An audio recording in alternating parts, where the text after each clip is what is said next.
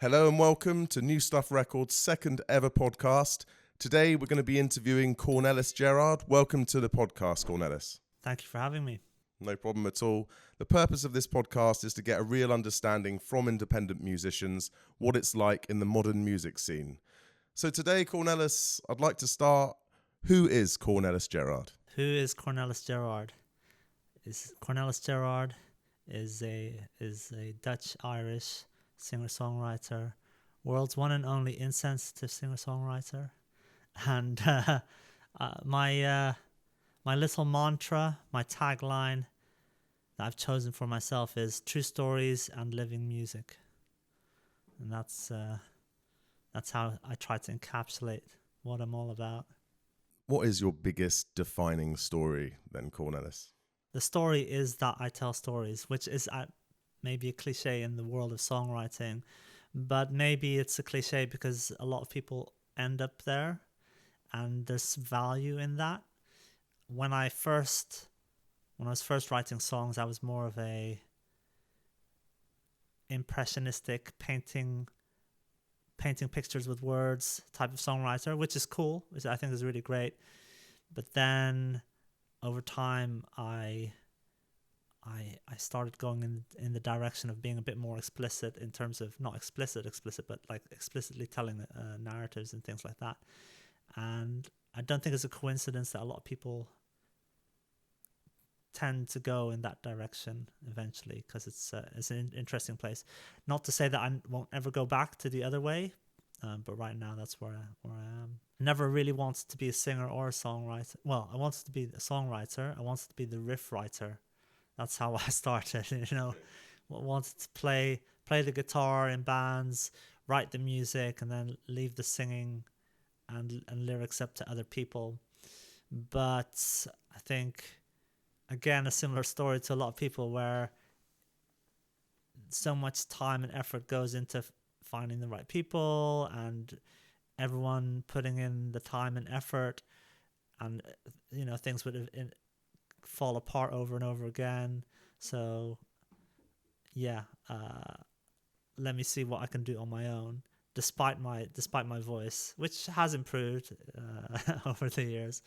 But I decided to take up that mantle myself, do the lyrics, do the singing, be the front man. And that's what I've been doing for a while. Yeah. So originally you loved writing music in a band and you contributed to a collective. What made you decide you wanted to go completely independent and do your own things? Did you want to step into the limelight and show what you can do if you own the whole product? I don't know if there's always going to be some ego aspect to it.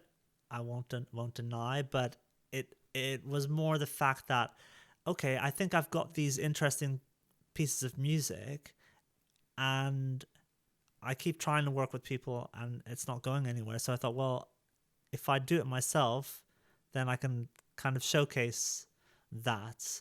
So it was more of a needs must type of thing. And then that led to, well, that means that I'm going to have to sing the songs in front of people. So, I started going to open mics, and I remember being so nervous, like literally shaking my hands like that, and seizing up, like just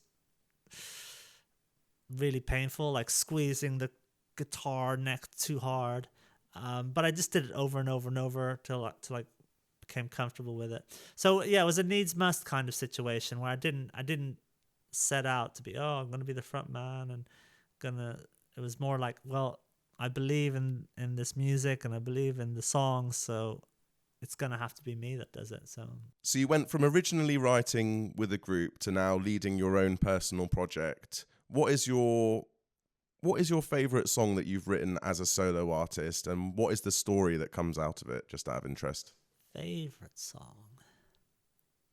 Maybe it always changes, but today I shall say A Dose of Truth. I like that song because it ebbs and flows, has peaks and troughs. It's a full-on rock song, and I remember I wrote the riff a long time ago in the depths of time, and I thought, okay, let me just record a demo of it, and I realized that it wasn't completely in 4/4 all the way through. There's a section of 5/4 just in the verses, one bit. And this is the thing. Okay, you should, I understand it's good to practice with the metronome, definitely. But when you don't do that, it's interesting what happens in terms of like other things. And that's the fact that riff is not in 4/4 all the way through is not, it does come from somewhere. It's not just that I'm a terrible musician. it's I'm into some bands, for example Incubus. Mike Einziger, the guitar player of Incubus, he will have sometimes in some of his songs has strange time signatures and things like that. So I think that's where I picked that up from. Anyway, so I thought, well, it should be in 4/4, so I fixed it, and I thought, no, it's not as good. So it is what it is. I like it this way. And yeah, and then I managed to find a drummer and a bass player that were up for the task of playing that song. And when it came time to recording, I played the main guitar parts through a big Marshall amp. So nice. a lot of things came together for that song in terms of how it's like when you listen to it. If you're not a musician, you might not immediately pick up on the fact that it's not like that all the way through. It's not trying to be clever in that way. It's just, it feels really natural. So that's what I like about it. It has a key change, cheesy key change. It's a big rock song. I played it through a Marshall amp. So a lot of things came together for that. And also the, now that you mention it, actually, the topic of the song, A Dose of Truth. So it's all about basically being lied to, lying to somebody else and lying to yourself. And so the importance of being truthful in all these different situations.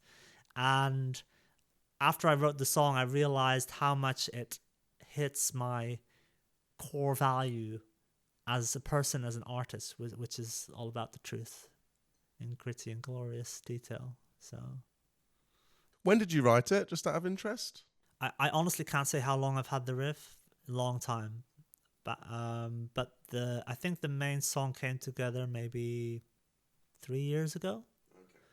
So there's always a lag between, as I assume with a lot of people, there's a lag between the music and then the lyrics, and then getting the people together to rehearse the song, and then recording the song, and then putting the song out. So the song was recorded. The song was recorded in the summer of 23. So that's when I recorded it. Okay. And then it came out in 24. Yeah. And then, because you said you're using a drummer, did you perform it live and record it, or did you do it individually, like everyone doing individual parts? Yeah, individually. So the drummer's name is Leo Mollant. He's a French guy. He was living in London when he was playing gigs with me. He moved to Berlin since, but I got him out to the studio, and I had demo tracks for him to record along to. He already knew the song from jamming, so I had a demo track so that he could drum along with it, and then I did the guitars and vocals and stuff like that afterwards. What I love about Cornelis Gerard is, like you say, the real stories. I love Look Back and Laugh. I think it's a brilliant song and really has that storytelling element to it. What is the story you would like to leave above all, Cornelis? I think it's that truthful aspect. It's an aspiration that I have. I think I'm not out here telling people, oh, I'm living the perfect, authentic life, and I'm completely speak my truth every single day and every way. It's not true. I don't go out. I don't consider myself a liar, but I'm trying to be more authentic and more truthful all the time. It's an aspiration for me to move towards. So that's, I think, the message that I would like to leave behind. And a lot of my songs, a lot of it is aspirational in terms of what I'm it's almost like I'm talking into the mirror going, "You're a tiger." You know? So look back and laugh, for example. So the real origin of that is I was traveling in Southeast Asia, and I was on what I call a chicken bus.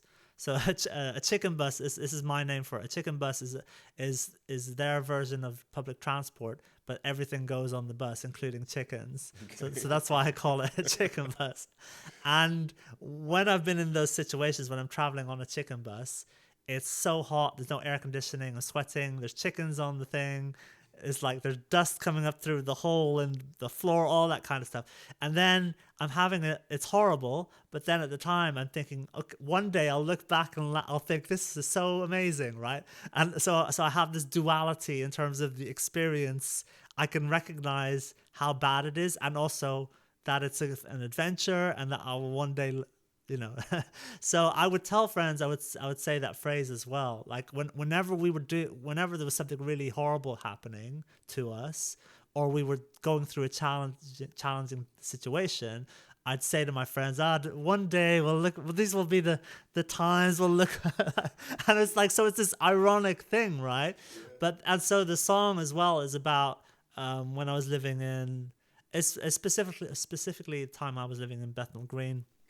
And I had like this horrible flatmate, and yeah, there were just some situations going on which are described in the song, and so it was a darkly, at the time it was like an, I guess, darkly ironic thing that I was describing. But it's funny is that over time it has become more hopeful for me. So even so going back to the thing where that phrase had already become a hopeful thing between myself and my friends. The song, it took a while to also go more towards the positive. Yeah. It started off a bit darker, and I found myself singing it, and again it was like this. It was almost like a positive affirmation that I was telling myself over and over. And I remember sometimes singing that song, and I was really full of like vitriol and dark feelings. And over time, many times it became more hopeful. And now it is a lot more hopeful. But so whenever I sing that, it's often people say it's their favorite song. So I have a lot of different emotions that come up when I sing it, from different times, things that I was going through, and so it depends what's going on in my life, what the tone is of that. But overall, as I said, on the whole, the trajectory is in the positive direction. I think for me, it's interesting you say it came almost from a dark place and you have a kind of a dark connection to it. But for me, it's such a like feel good song. Like whenever I listen to it, I just feel really good and optimistic. So it's interesting you have that kind of mix of moods that actually influence the song, and it can come across in different ways to different people, right? Yeah. I have that often where people, and I it's not meant as, I don't take it in a bad way, but sometimes I have songs that can be quite about quite intense subjects or dark things, and then because I look at it with my particular sense of humor, people will laugh and it'll be kind of I won't say it's inappropriate, it's whatever reaction people have is fine, but in my head I'm like, this song is about, something bad, and you're laughing at, which is, like I said, it's completely fine. I've got a song, it hasn't been released yet, it's been recorded, but it's called Wasted, and it's about substance abuse, but then it's about that is almost a how do you say it? It's almost a vehicle for me talking again about what I like to talk about, which is like trying to be honest and trying to deal with difficult situations, stuff like that. But in the verses, it's very explicitly about substance abuse, and there's some things that I sing about that I describe, and people will start laughing. But then that's also because it's people that know me and that have heard many of my songs, so they kind of know what my sense of humor is. So that's why I understand, and it's totally not an inappropriate reaction. It's a fantastic reaction.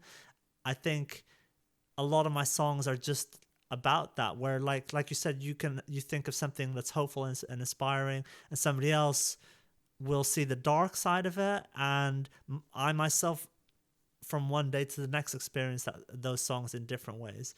So I think I love all the different reactions people have to the lyrics, to the songs. It's all it's funny because I'm talking about truth and authenticity, and at the same time people can have two different experiences of the same thing. So it's like, just goes to show that I'm not trying to preach or say this is the way you should think or this is the way you should react to things. Yeah, like it's open to interpretation, isn't it? All music, and the artist might have a different intention to what the listener ends up hearing and understanding. So it's really interesting, that concept. What I was just thinking about where you were saying about truth and things is, do you find it hard to be completely truthful with your songwriting? I have found in the past sometimes there's a part of me that will want to hide certain parts of myself, and it can be a vulnerable thing to share. Like, how do you feel about that? Yeah, so if I go back to one of the things that kind of inspired me to go down this direction is for a while I would encounter different kinds of self-help books and self-help material. I haven't necessarily read them all, but I've read the titles. And I have this observation that I've made, is that a lot of self-help books, you don't even need to read the whole thing. You can just look at the title and it will tell you all that you need. It'll be a book. I know there's a book called No More Mr. Nice Guy, and I've never read it, but I'm like, yeah, you shouldn't be nice all day. Or, there's there's a book called Radical Honesty, which I've never read, but it's by a guy, an American guy who tries to live in a radically honest way. So he literally says everything that's on his mind. Like he was trying to run for as a local politician, and he was telling people about his STDs and stuff like that, and that he got from affairs and stuff like that, because he just wanted to be completely above board about everything. So I saw interviews with him, but like I said, I've never read the book, but I've seen that, like, Radical Honesty. And then there was something else called what was it? I don't know, just different books like that. There was a book called The Fuck It Way, which is it's one of these humorous self-help books where it's trying to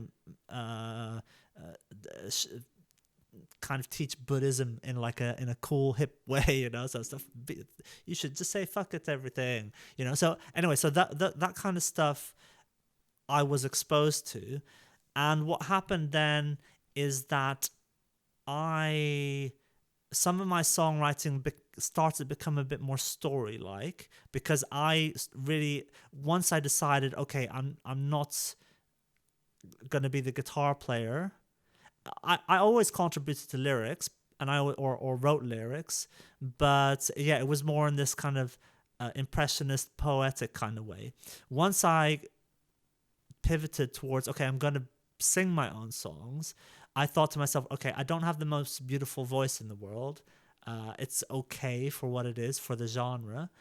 So I'm going to have to lean into the lyrics. That's what I decided. So I really started researching lyrics and lyric writers and all that kind of stuff. And then I thought to myself, okay, yeah, I'm going to improve my voice and I'll get better at it. But if I can be somebody like Elvis Costello, or I don't know, maybe the Streets or something like that, if I go down that route, then the focus will be on the song, on the lyrics, the melody, and not necessarily does he have the most beautiful voice in the world. So that happened at the same time. So this thing about truth telling, being truthful, those things kind of came together at the same time. And then on top of that, I started thinking about how to to market myself. Basically, how do I describe myself? You know, what elevator pitch can I give? If people ask me, what's your music like? You know. So I did a lot of research into that, and there was a book which I have read. I do read books. I don't, not just the titles, but I found a book. I think it's called Your One Word, and the book is basically an exercise book where it leads you through a set of exercises to discover what your core value is, and to help you put that into a word. And it might sound a bit woo-woo, but it isn't really, in my opinion. And from my experience in my day job, this is what companies do. Like I've been part of multi-month workshops where this company is trying to figure out what their core values are for internally towards their customers, what their rallying statement is. You know, it's all kinds. So in the corporate world, use all of that kind of stuff. But it's not all corporate and cynical. There's, especially when you apply it to something like yourself or yourself as an artist, it is a bit of self-discovery. Anyway, so I went through this whole I went through the book and did all the exercises, and I remember I boiled it down to one or two words, and one of them was truth. And when I then looked at where my artistry was going, where my songwriting was going, I realized, okay, that's the one to hone in on. So that's why, as I mentioned at the start, I have this tagline, as it were, or mantra, which is true stories, living music. And so a bunch of different things are coming together. It's trying to discover who I am as an artist, what I'm about, how I can talk about myself, how, whether it's an elevator pitch, if somebody asks you, what are you about? And also it's a bit of a guiding principle as well when it comes to making decisions about how what kind of video am I going to put up on social media, what kind of photo, pictures, what am I going to talk about, all that kind of stuff. So a bunch of things come together for that. And I was going to say something else.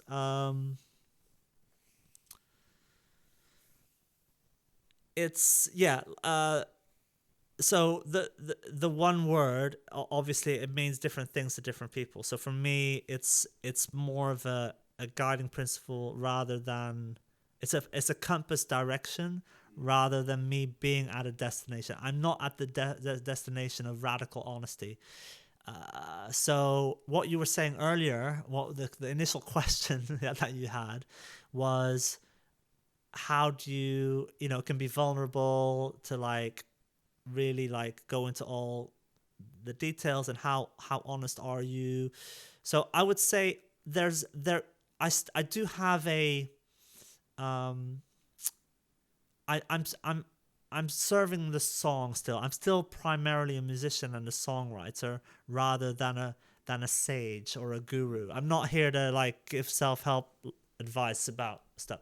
So how does that manifest practically? It means that, say I'm writing a song and I'm talking about a situation that I was sitting on the bus. So it's I was sitting on the bus dreaming of the girl, and then I'm and it was raining outside, and I think, I want to rhyme. I want to do a little rhyme here. Then I've no problem with changing it from a bus to a train. It's if I want to have the rhyme, for example. So there's, for me, because the truth of the story is still there. It doesn't really matter whether it was on a bus or a train.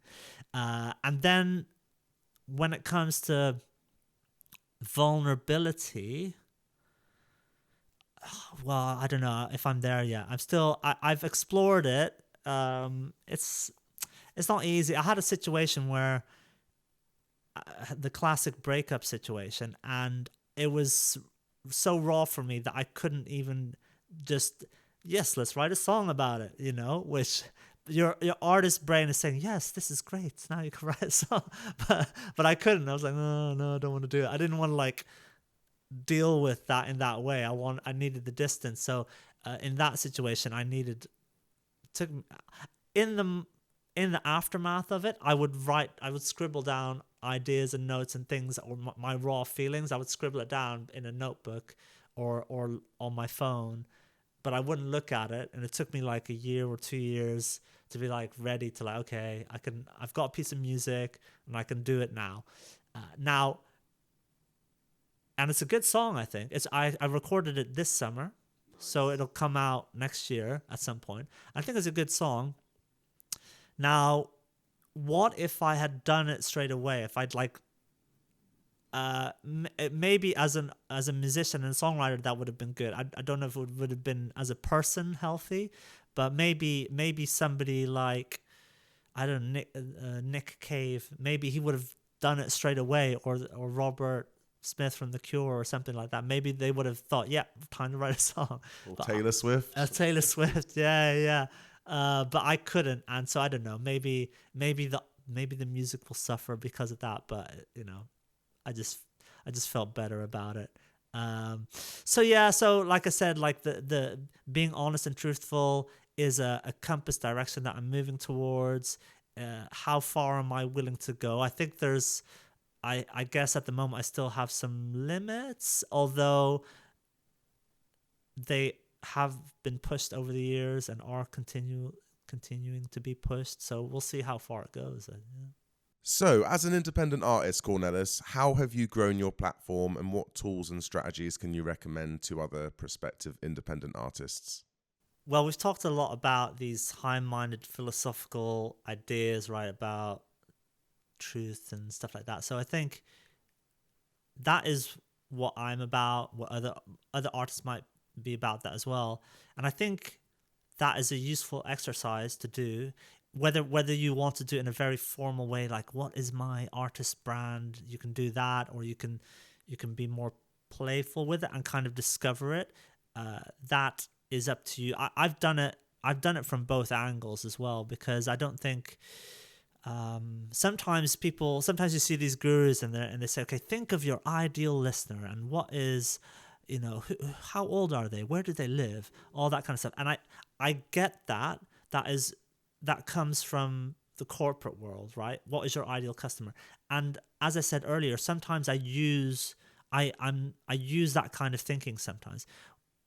When it comes to being a musician, an artist in a band or whatever, I think, yes, you can do that, but you should also come at it from a discovery, because otherwise you're just going to limit yourself. If you sit down and are like, right, we are an indie rock band, and therefore our ideal fan is somebody that really likes the 1975 or whatever. Yeah, you can do that, but then you're just going to like become some kind of copy of something else, right? So I think to start off with, just be playful, as it were, and that by that I mean like create, whether that's music or social media content, without any restrictions or preconceived ideas, and that way you will develop yourself in a very natural way and discover what you're about in terms of your aesthetic, whether it's how you dress or the production of your music, all that kind of stuff. So have that playful phase, which I had.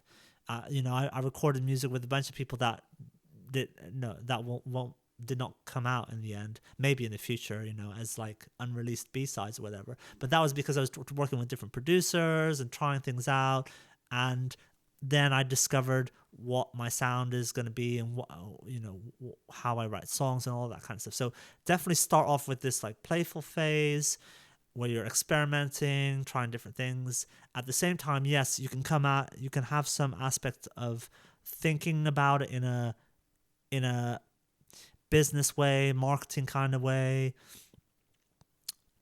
which, that's what my YouTube channel, Your Band is a Business. It sounds a bit like that it's all corporate and branding. It's not meant to be that way. It's just it's part of it, but it's not everything. So once you've done that, gone through that phase, then you can start to hone in on things that are going to that appeal to you, that you resonate with, and that's when you can start being more and more concrete and practical. So, as an example,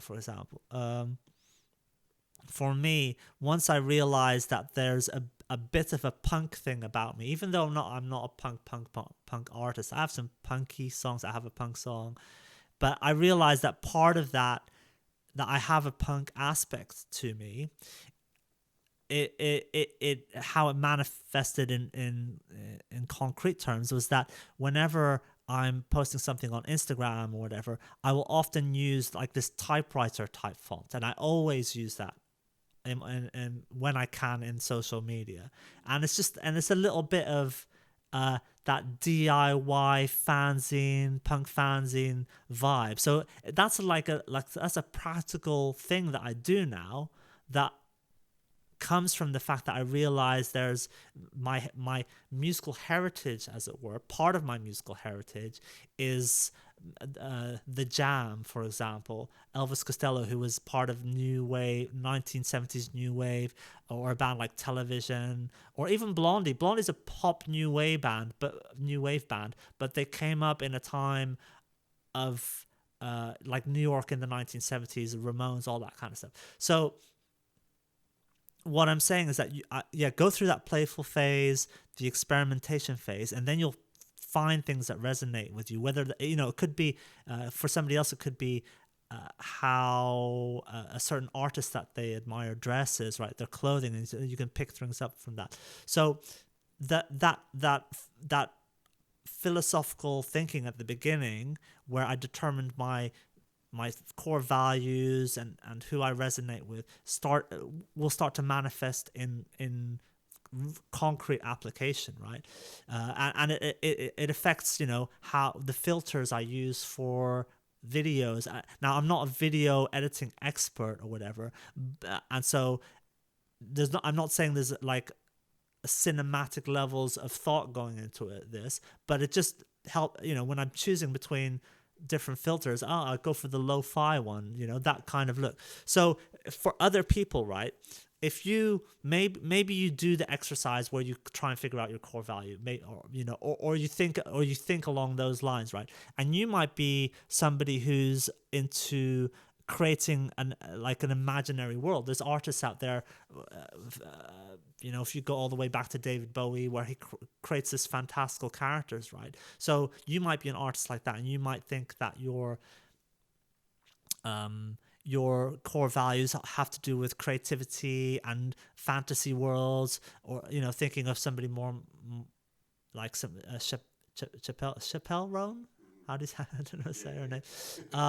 So she's all about dressing up, right? So her I don't know what it is, but her core values might have to do with a celebration of your authentic self. So it's still, there's like an authenticity and realness, but celebration because it's a party and like she's dressing up. And I don't know for sure, but I assume that a lot of her fans will dress up as well when they go to. Actually, I do know because I think she did a show in the UK recently, because I was on the tube and I remember seeing all these people all dressed up kind of crazy, draggy kind. And I thought, hey, what's going on? And you're right. So I do know that's a fact. So that her fans are really into dressing up as well, right? So that is about creating some kind of fantastical world, right? So when it comes to time to doing a picture on Instagram or doing a YouTube video or anything like that, if you're into that vibe, then you're going to choose filters, or you're going to film in locations that are allow you to do a dress up a set or something like that. So that kind of that thinking about what sounds like a spiritual discovery, which in a way it is, but it has like practical applications. And yeah, I mean, in terms of like really practical advice, create a Pinterest account and create lots of mood boards for different things, whether that's how you want to dress artwork ideas for your artwork for like singles and albums, or flyers, stuff like that. Collect all kinds of ideas and inspiration, and whether you create it yourself in Canva, for example, which I use a lot, or you work with an artist, because I work with an artist for all my artwork for the singles. Then I've got mood boards to show them, so that they could get an idea of what my vibe is about. And personally, I do give the people I work with a lot of freedom, because I personally I like to have that other artistic point of view involved. But yeah, initially I always have like these mood boards that I give to people, so that they get a bit of a vibe of, and it's really like it's mood boards. It is mood, it is vibe, right? It because it's not, I'm not saying this is exactly the way I want it to look. It could be, I don't know, for example, a photo of some dirty alley, it's just a mood, it's just a vibe, or a scene from a movie that I think, okay, this, I don't know why, but this scene from this movie has a vibe or an aesthetic that is going to apply. And that's and other artists, visual artists, they really love that kind of stuff. They want that meme, they want that clip from that movie, they want that random picture to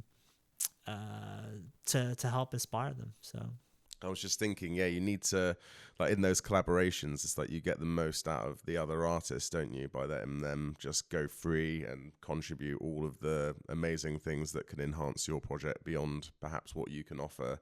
And also, I think it was just something that was coming into my head around, you were saying about the visuals and the visuals and the mood board, which I think is a great idea, because you're creating a visual world of this artist, and aesthetic is so important to be like cohesive, to have kind of a strong look and strong color tones and consistency with that.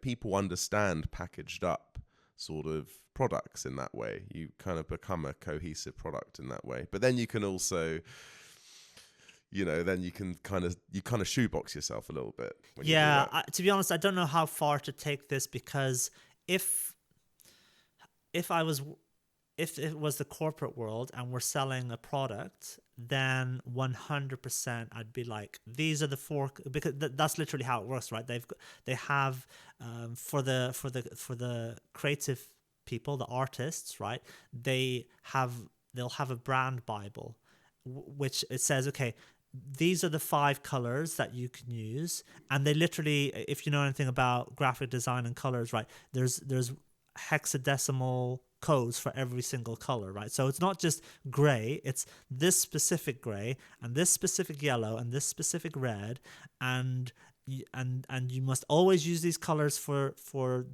these types of words. But then this word, the smaller font, specific fonts which you're allowed to use, how far the logos are placed next to all that. It's like literally everything is taken care of in that way. Now, for the designers, that is limiting in a way, but hey, it's their job.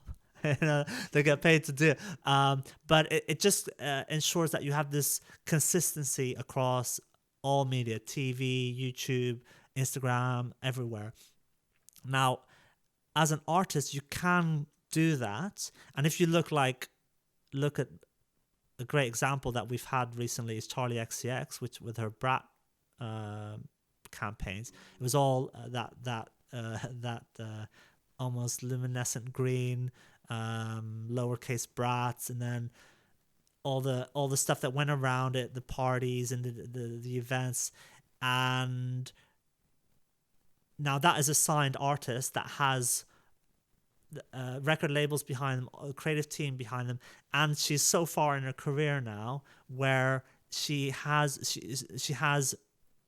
the Charlie XCX brand exists, and then on top of that, she can now go full in on album launches. Now, obviously take it with a grain of salt because I'm not world famous. While I appreciate that we can do that for ourselves as independent artists, when I hear gurus say, okay, that's what you should do, I think, as I said earlier, I honestly think, yes, you do some of that, but still allow yourself room to experiment and be playful. As you said earlier, don't box yourself in too soon, because it's still, if you're independent, it's still the discovery phase where you're trying out new things. Because like like I said earlier, if you're adamant in your head, I'll take metal as an example, right? Because I like metal, and but there's these conventions that so many bands stick to. Everyone wears black. You have to have long hair and tattoos, and if and your guitars have to be black and pointy, right? And if you step away from any of that, then you're like maybe not considered metal anymore. Now there are artists that break from those conventions, and I think that helps them, because there's a million metal bands out there that fit that description to a T, which is great. But then how are you going to stand out? And there has to be something different about you. Now you can choose, because again it differs from genre to genre. Within say metal, for example, I'm using that as an example because it's very clear in terms of those conventions.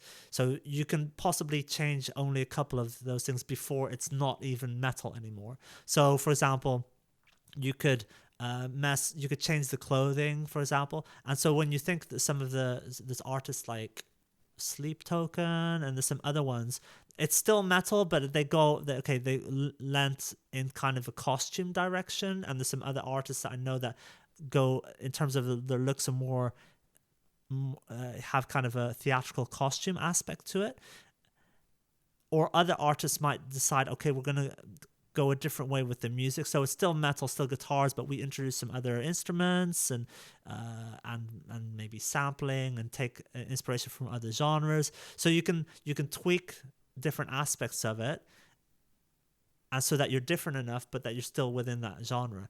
And how do you arrive at those tweaks? Well, I think to do that, you just experiment, be playful as an artist, and then you can refine, and you can over time. So yeah, like I said, I wouldn't take what I say with a grain of salt, but wouldn't box myself in too quickly.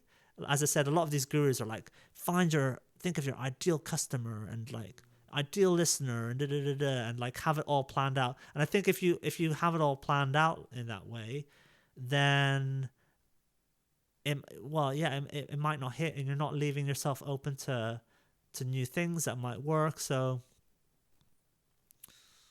I would use all of that, how, as I said, that all that kind of business-like thinking. Definitely use that, but don't let it limit you.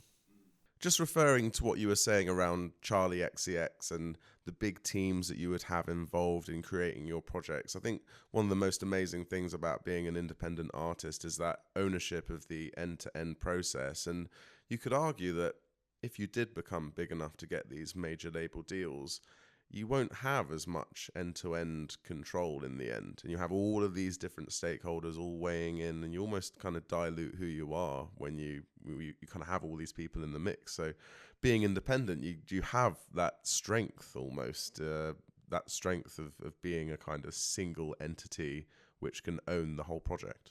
Yeah, I think it's going to depend on the relationship that the artist has with the label and how much power they have. So somebody like Taylor Swift has as much power, she can do what she wants when she wants, and Charlie XCX has that now, but she earned it over quite a long time. She's been not bubbling under, but she didn't have that meteoric rise, but it's been on the cards for quite a while. It was just a time, it was a matter of when, not if.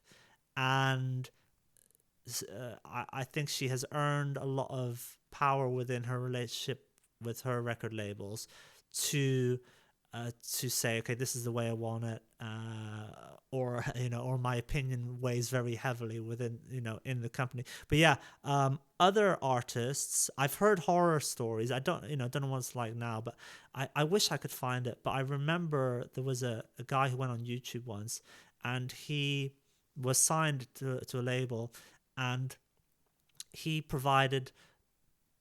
So they wanted a single, right? And he provided 36 different versions of a song.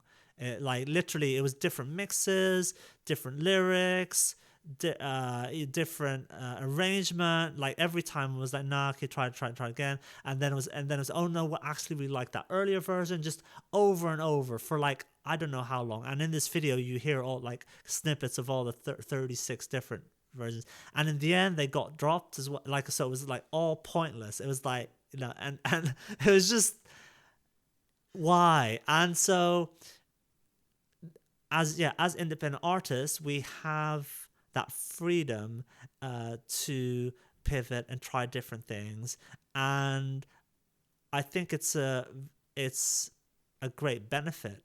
Again, it goes back to what I've been saying earlier, is that you have this freedom to be playful and be experimental, and that's at the end of the day, like what matters, I think, more now than ever is like having some kind of distinctive angle on things, and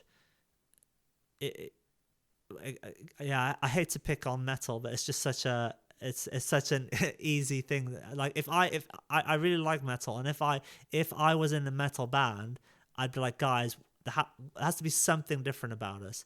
Whether it's whether we bring in a saxophone player, or we dress in pink, or there has to be something that is not like all the other metal bands, and as when you are independent, there's nobody saying, oh no, that's not the way it's done, you can do it. And so like a thing with me, for example, was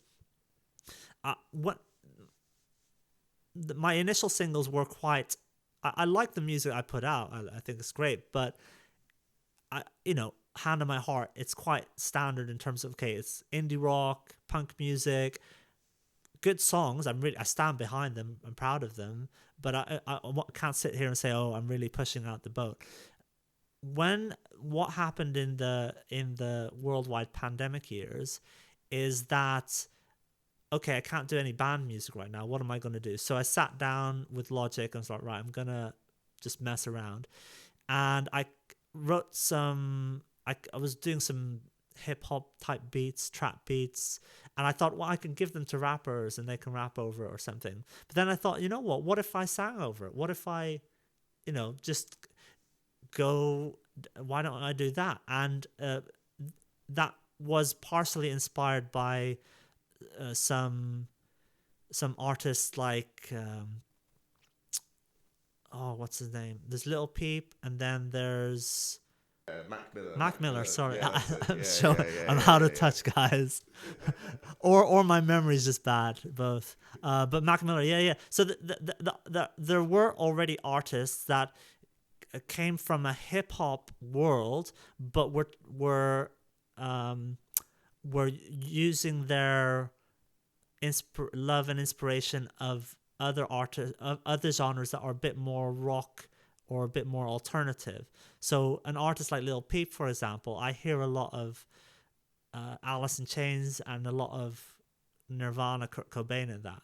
Maybe I'm not saying that maybe he didn't even know about Alice in Chains or whatever, but I hear some of that in there.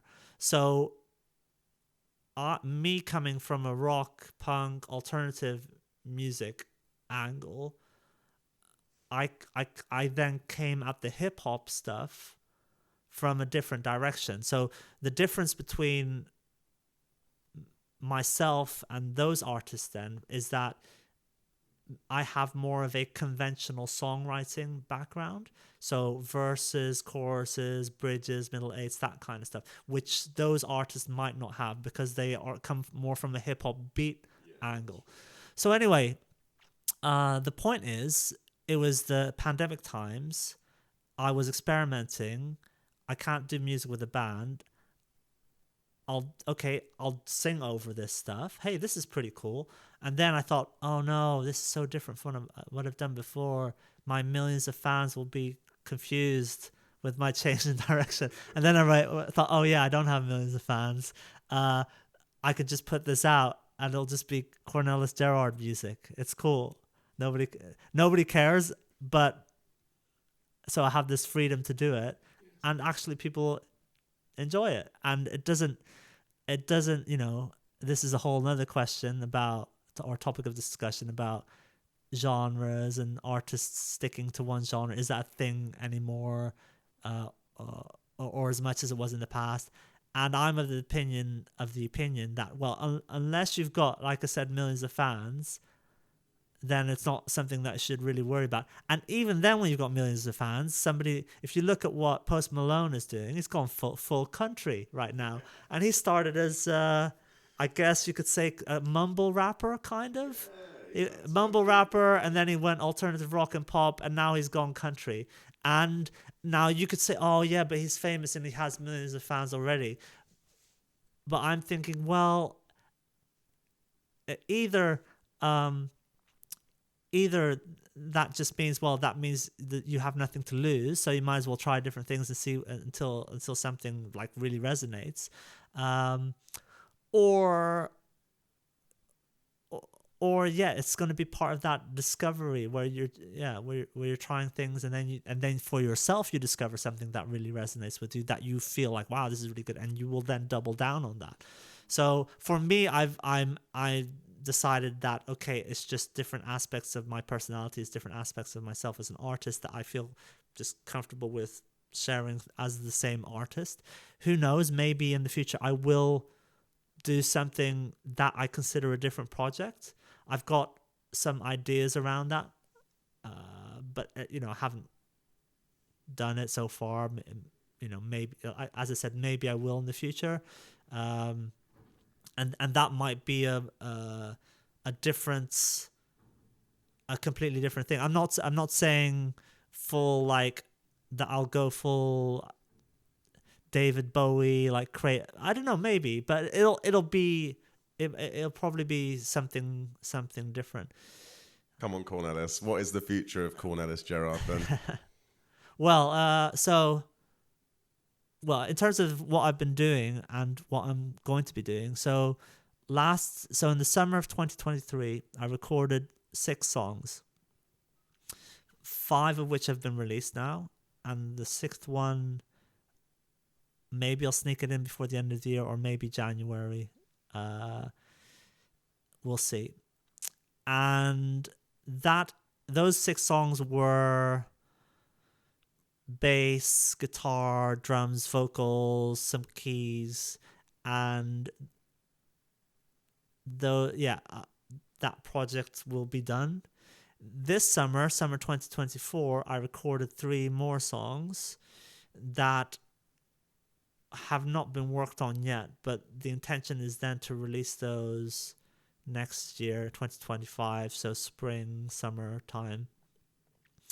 And those songs, I don't really have any preconceived, or I have less preconceived ideas about how they should turn out in terms of genre or anything like that. I'm quite loose and open about it, and I think we'll see, it will take on aspects of both of those kind of 2 sides of myself. So one side is the more conventional rock, punk, new wave type thing, and then there's the other side of me which has been doing this kind of hip hop, trap, electronic influenced. So I don't know, we'll see what happens, but I think it might be a merger of those 2 sides. So we'll see. Nice.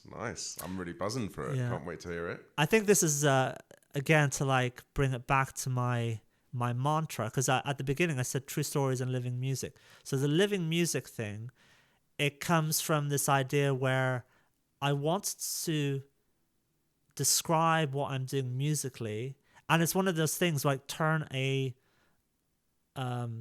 fault into a feature type thing. What can be considered, oh, this guy's all over the place. It's like, nah, it's because it's living music, man. I'm like, I'm exploring the different sides of it.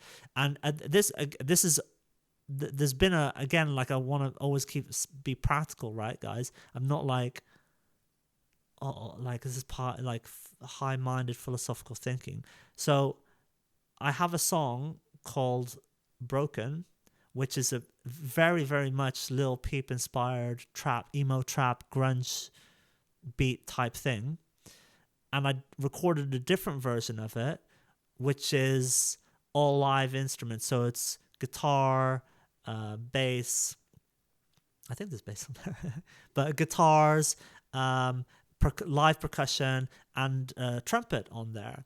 And it was rearranged well. It was reharmonized is the word. So the original version is a 3-chord loop, and then the new version has a full range of chords. So it has a verse, a chorus, and middle 8 in terms of the actual underlying chords. So the second version is called Broken Bolero, because the guy who did the trumpet and the percussion, he said, oh, it's a bolero type beat, which is some kind of Latin jazz type thing. So this is the first of what I hope will be more alternate versions of songs that I've done. And that's where the living music thing comes from. And it is also an aspiration for the live performance, because something that I was a little bit hung up about was how closely the live performance of a song matches the recorded version. And again, like a lot of this is personal hang-ups that I'm this is the self-development aspect of it, is like getting past these hang-ups, even though I know it's a thing. I know so many bands that perform a song differently to the recorded version, but like I said, sometimes I have hang-ups about these things that I just need to get past. And so it happened with my song Don't Be Jealous, where when I performed the song with the band and with the initial demo, there's this intro part to it. But then when it came to the recording, we're playing the chord, that's the first 2 chords for, 4 measures or whatever it is. And so I was recording extra guitar parts for this song, and I thought, okay, I need to write some like little intro riff. And I couldn't come up with anything good. It was just cheesy, or it just wasn't working. And then I thought, it doesn't actually need that. I can just cut that out. So the way the song starts now, I ring out some chords and then bap straight into it, and I start singing straight away. And this is, the question sometimes is about that sometimes musicians and songwriters or any artist has, is about the compromise between the full, it all being about the art and the commercial aspect to it. And I'm not afraid to say that sometimes I will be a bit more commercial. And this was an aspect because I was like, there's nothing artistically that I can say in those 4 measures in terms of a little guitar riff. There's nothing that I could play that is so mind-blowing, that is so amazing, and like will like get people tearing up like of this artistic expression. I'm sorry, I had to hold up my hands. I was like, there's nothing I can do here that is going to be so amazing that will keep, especially in the age of streaming where people skip, right?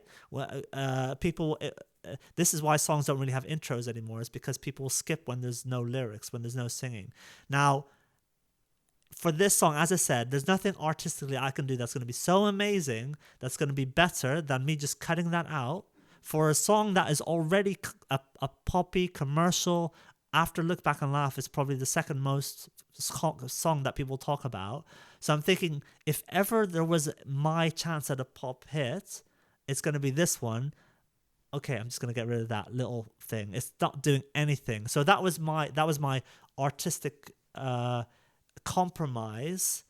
But the song is already a very accessible, upbeat, danceable, catchy song. So what am I really gonna like have this bugbear about? But then when I play the song live, we have the intro, because when you perform a song live, there's a whole different aspect to it, and that song is so great for jamming on. It's such a funky tune, and so when we play the song live, we just jam on that intro, and people are like dancing to it and getting in the zone. So like I said, I had this weird hang up about it, but now the song is able to be its best version in two different situations. It's the best version it could be as a recorded song, and now it's also the best version it can be playing it with the band, because we jam on that, and we like have a little extended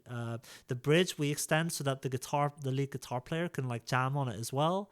So it's a whole and so again, a lot of this stuff is like weird hang-ups, but then I get past that and I realize how much fun things are to be done with it. So yeah, to go back to it, I have this guiding light, this compass, whatever you want to call it, which is the mantra that I have: true stories, living music. And the living music thing, I'm now able to use that to help me make decisions like that, because I can think, what is the living music thing that I can do here? So that is multiple versions of a song.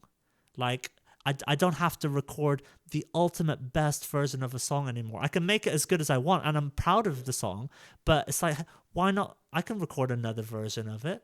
Who says that I can't? It's my song. I can do 10 different versions if I want. Funnily, Metallica, they released this album of they got other famous artists to do covers of their songs. Okay. And it was like a ridiculous number, like 40, 50 different covers. And like half of them are versions of Nothing Else Matters. Now, to be honest, I think this is overkill, because like, who's gonna sit through? Oh, here's the one that they really pushed was one with Elton John, and somebody else was on it as well.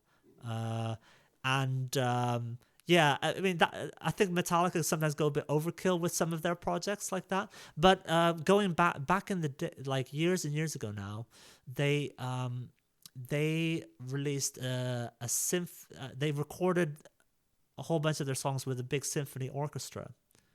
So anyway, so yeah, like that's the kind of stuff that we can do as independent artists, but on a small version. So you can record the country version of your song, you can record the stripped down acoustic version. Well, look back and laugh. I had a version of that recorded with a full band, but I was never happy with it, and I was leaning towards maybe doing an acoustic version. And then one day a friend of mine messaged me and said, hey, you should just I was listening to this other song, you should release Look Back and Laugh this way. And I was like, okay, that's a sign. That pushed me over the edge to actually do it.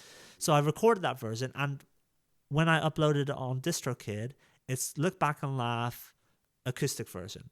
Yes. So I've left myself the window open for another version. I've got some ideas about how to do it, which I will try at some point. But yeah, like, why not? So that's the living music. And again, like, it's a personal mantra. It's a guiding star. It's a bit of my elevator pitch in a way. You know, what kind of music do you make? And like I say, living music. What's living music? Well, here we go. Here we go.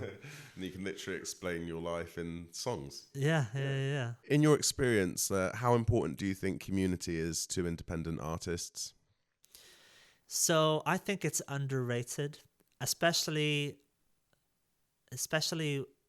within genres like pop, rock, alternative, metal, that kind of stuff. I think it's really underrated. I think where it's seems to be doing quite well is in hip hop and hip hop adjacent genres. I think there's some really good community building going on there. Although it's funny, like sometimes when you speak to artists from those worlds, sometimes they say, "Oh, it's all backstabbing and all that kind of stuff." So I'm sure that happens in every genre, but I think in terms of like really good examples of when it works, it really works. I look to hip hop. Now, when musicians talk about community building, they often talk about community of fans and stuff like that, which is also important, and I can talk about my ideas about that as well. But in terms of community building amongst artists, as I said, hip hop has some good examples. So even like back in the day, you had the Wu-Tang Clan, and then in the 2000s you had Odd Future, which is where Tyler the Creator comes out of, and Brockhampton to an extent, or something like that, right? And so what it is with these types of communities, they are collectives of rappers, producers, beat makers, videographers, photographers, and they all work together to build each other up. And how that will often manifest itself in group projects to begin with, where these guys, they produced the beat and then a bunch of us rapped on it and that kind of stuff, and then later they will then spin off into their own solo careers. But that initial what they did initially is they built each other up. So they built this community, or community / scene / collective, however you want to call it. And I think it's really underrated. As I said, especially in other genres, there seems to be a kind of a competitive mindset. Well, it's great to have a competitive mindset, but the idea that there's a limited pie of attention out there, and that you shouldn't. It's a waste of time and energy to build other people up. But I think building other people up, as long as you just have to find people that are givers and builders and not takers all the time. So I understand the reticence behind that, but I think you can find those people and it can be done. And the way that I talk about it with people is I don't see it as a quid pro quo. I'm not here weighing up how much, I don't sit here and think, oh, how many times have you shared my post? That's how many times I'm going to share it. No, that's not how I think about it. But what I do is I look for people that are giving and contributing. So it does not matter to me that.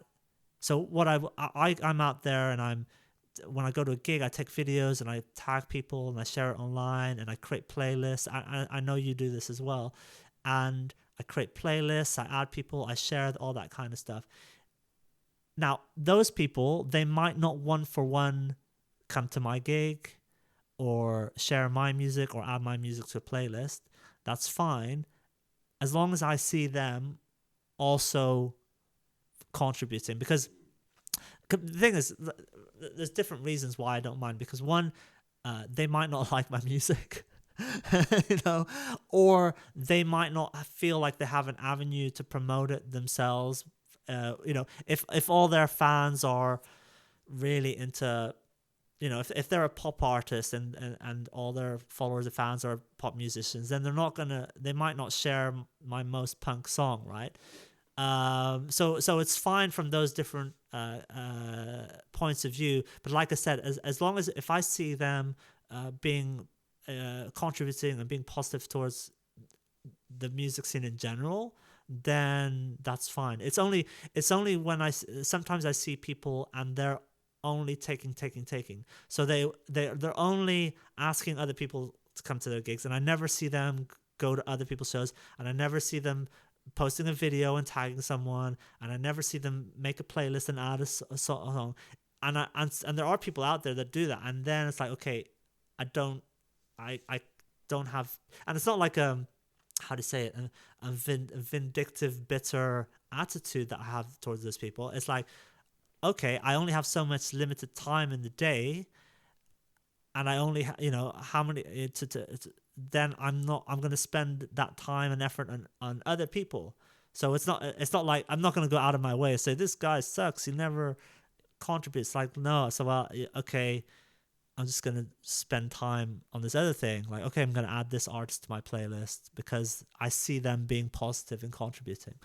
So yeah, I think as a independent artist, that kind of stuff is really important, and it can be done in lots of little ways. Like, you don't have to think, oh, this is going to be a whole part-time job for me. Just like whenever, I'm sure people out there go to gigs anyway. They go to gigs, hey, take a picture and tag it, share it on your story, or create a playlist. And the thing is, as well, it's not like, I'm not out here trying to be Mr. Nice Guy. It's like, it helps me as well. Like, it's like, it helps yourself. If you, I've had so many times that I've not as much as I would like, but enough times for me to keep doing it. That I post a video that I take at a gig, and that artist will then share it, right? And this has happened both for small artists, a gig with 20 people. It's also happened, I went to Kneecap at the Kentish Town Forum, and they shared the video that I took, right? So now, it might only be 10 people that will then check out my profile, and maybe one will check out my music, and they might not like it. But the point is, you do all of that kind of stuff consistently over time, you're gonna, some of that will come back to you. And also, and again, it's like, a lot of it's not just being altruistic and being a nice person. It has that practical effect in terms of people that will see your stuff, but also in terms of all the algorithms, because Google and Spotify and every other platform is monitoring social media signals to see who is kind of, which artists are maybe in the same genre or same scene. If this person listens to this music and this artist is kind of somewhat linked to them, then there'll be a higher chance that they will then be recommended to you whether it's on social media, on TikTok, for example, or whether it's on Spotify. It looks at all those signals. So there's real practical advantage of being a quote-unquote nice person and getting involved in your music scene, whether that's in real life or online. You're completely right. I think those algorithms, they're constantly detecting who is together, probably by facial recognition by now, I would expect. Yeah. And literally forming communities, who is a part of what collective. It's so important just to be there, but almost by association. People should think of you when they think of you in the independent community, whether you support artists or not. And like you say, like, what you give is what you get back eventually. So yeah, really, really important. Cornelis, I know you're not just an artist. You also have, as you mentioned earlier, your band is a business and your whole YouTube channel. Do you want to just give an introduction to that? Yeah. So it's the channel is the name Your Band is a Business. It kind of started as a fellow songwriter and lyricist. You probably know this. Things will pop into your head, little phrases and stuff like that. And that phrase popped into my head one day, and I thought, that sounds like that would be a great YouTube channel. And it's been running for a couple of years, but it had fits and starts. But I've been more consistent with it recently, because the angle behind the YouTube channel is that it's about an independent artist that is trying to figure out what it means to be in the music industry. So I'm not here pretending to be a guru or that I know it all. It's just me trying to figure it out and sharing all the stuff that I'm doing, whether it works or whether it doesn't work.